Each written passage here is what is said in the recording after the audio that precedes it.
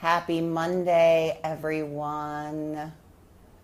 Hope you're doing awesome and that you're having an absolutely incredible beginning of your day. At least I know most of you are beginning your day over there in America. And I'm going to share with you what happened to me here in India this morning and tell you a little bit about the stories that we make up in our head around the things that can happen. So I got up this morning at 4 a.m. here in India to get to a train. And I packed my bags. I have a backpack. I'm backpacking through India. So I just have a backpack. And I just finished my conference, the Women's Economic Forum in Delhi. I stayed at a 5-star hotel and it was amazing. And I packed my little train tickets in an envelope from that 5-star hotel. And I moved to a different hotel so that I could go see the sights on Sunday. So this morning I get up really early and I head to the train station. And as I'm heading to the train station, I'm in my Uber. You know, they don't have Lyft here, so I'm using Uber. I'm in my Uber and I'm headed to the train station and it's 4:30 in the morning. I get to the train station and you have to put your stuff through the scanner. So I have my backpack and I'm taking it off and there's this official looking guy and he's in a blue shirt. And he's like, let me see your ticket, let me see your ticket. And so I'm trying to put my luggage through the scanner at the train station, at the New Delhi train station. And he says, let me see your ticket. So I pull out my tickets and they're in this envelope that just says that I stayed at a 5-star hotel. Mistake number one. Don't keep your stuff in India and anything that shows that you may have some money. So I show him the tickets and he starts saying, oh no, you have the wrong ticket. You have general tickets. These are only for Indians. And he says, your train has had an accident. It has been in a crash and your train is no longer coming. So you have to rush. You have to go over to this office. They'll change your tickets for you and you have to go over to this other train station and catch the 6:45 train. And I'm supposed to be on a 6:05 train. So I'm all like, oh my gosh, I don't want to miss my train. I'm supposed to be going to Jaipur. I have hotels. I have all this stuff going on. And so I'm like looking around. He's like, he's like, I'll help you. I'll get you a tuk-tuk. I'll get you a tuk-tuk to take you to the place. I'm like, well, where's the place? Where's the place I need to go? And he says, just right around the corner, right there. The tuk-tuk will take you. So he walks over to the tuk-tuk and he talks to the guy and the guy's like 300. And I said, I don't have any more cash on me. I have American cash, but I didn't have many rupees. I only had like 200 rupees left. And so he talks to the guy, the tuk-tuk, and the tuk-tuk puts me in the tuk-tuk and they take off with me. And he's driving and he's driving and he's driving. And I said, I thought he said it was right around the corner. He said it was right around the corner. And the tuk-tuk keeps driving and driving and finally takes me far, far away and drops me off in the middle of nowhere at this office. There's nothing else. Everything else is closed and just this office. And so I walk into the office. I'm like, hello, hello. And the guy comes out and I'm like, my train has had an accident. I'm supposed to get on another train. He says, my tickets are wrong. I need help. I need you to help me. So he sits down, he goes through, he says, no other trains for 72 hours. No other trains for 72 hours. And I said, well, I have to get to Jaipur. I need to get to Jaipur. Now, mind you, this tuk-tuk has taken me from the Delhi train station to the middle of nowhere. And I'm inside this building by myself. He's the only person inside the building. And so I'm telling him, I said, no, I need it. I said, well, what about a bus? Can you get me on a bus? And he looks and he says, no, there's no buses available. They're all full. They're all full. And I said, well, how am I supposed to get to Jaipur? He says, you have to take a taxi. You have to take a taxi. It's going to be 16,000 rupees for a taxi. Now that's well over $200. And I paid less than $15 for my train ticket. And I'm like, I'm not paying that. I'm not paying that. So I pull out my computer, mistake number 2, pulled out my Apple computer, and I was like, I'm getting on, and I used my hotspot on my Wi-Fi, and I'm on the computer, and I'm like looking up information. And I'm like, I'll just go back to my hotel and have them fix everything since my train's not working. And I said, what is the name of the other train station? And I know, and I'm like, what is the name of the other train station? And he's like, no, you must take a taxi. And I said, well, can you call this taxi company for me? He's like, no, I can't call anything for you. He says, get out of my office. Get out of my office. I'm like, what? Get out of my office. So he kicks me out of the office and I walk outside and it's now light outside. It's 5 a.m. and it's light outside. And I am the only person, I'm the only woman, and there's about 15 men standing around and there's no one else in the area. I try to call Uber. My Uber app is just spinning. No Ubers anywhere near wherever they took me. It was in the middle of nowhere in Delhi, and there's nothing around. So when you think about the thoughts that are in your head, like what is societal conditioning telling me right now? Societal conditioning is telling me I am not safe.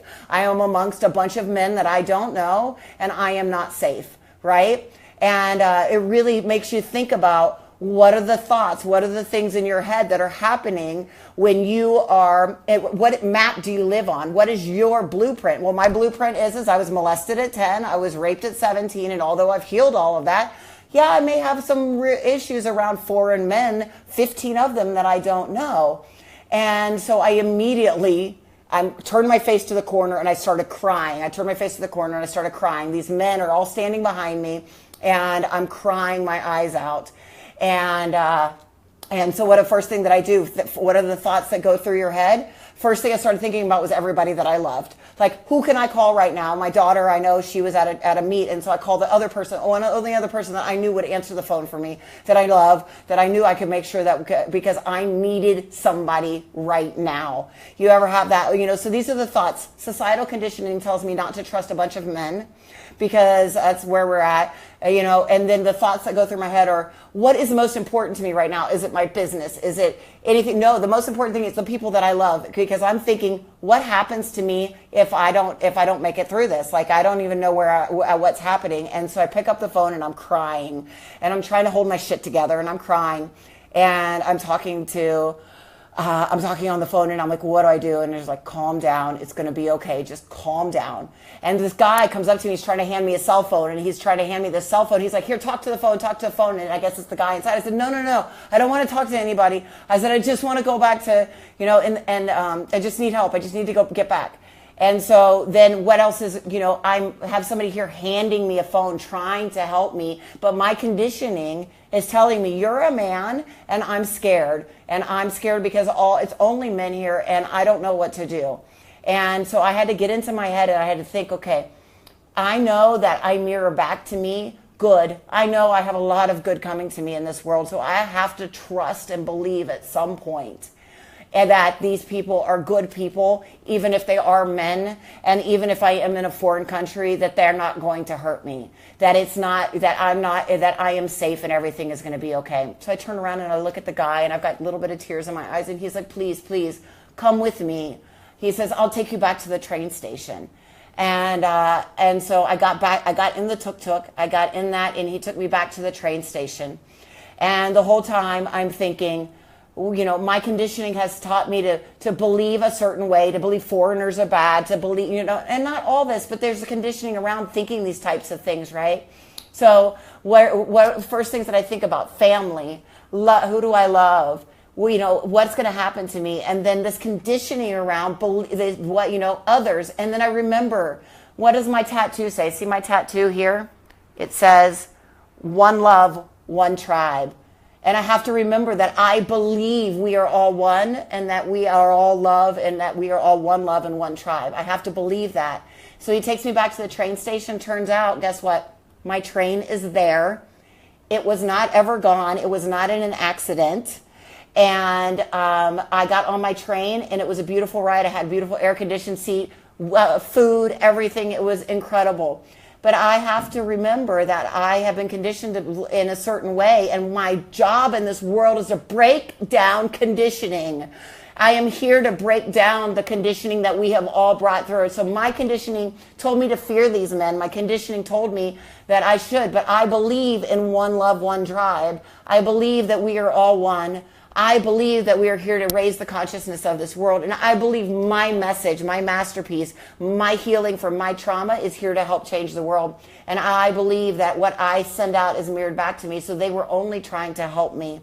And so when we have to look at the world in that way and say one love, one tribe, what do we believe in? What do you believe in? And how can we break the conditioning that we have been given? How can we break down the belief systems that tell us that those that are not like us are bad, that those that are not like us are not the same, or that we have to fear them? Because fear kicked in for me today, and I had to learn how to move through that fear. And to really move through that. And so that was one of the lessons that I learned today. I want to invite any of you on here. I am doing a challenge on May 22nd. It's starting. And yes, love is the only answer. May 22nd, the Masterpiece Message Challenge is starting. If you want to work on creating your masterpiece, how to turn your life into a business and how to create a masterpiece out of it, join me for the challenge. It's free. I'm going to post the link below. And remember, one love, one tribe. Think about the conditioning that you have in your mind and where it's coming from and how we can all change our conditioning, and so that we do not have to fear each other anymore. I love you all. From India, I'm now in Jaipur. Thank you. Talk soon. Bye.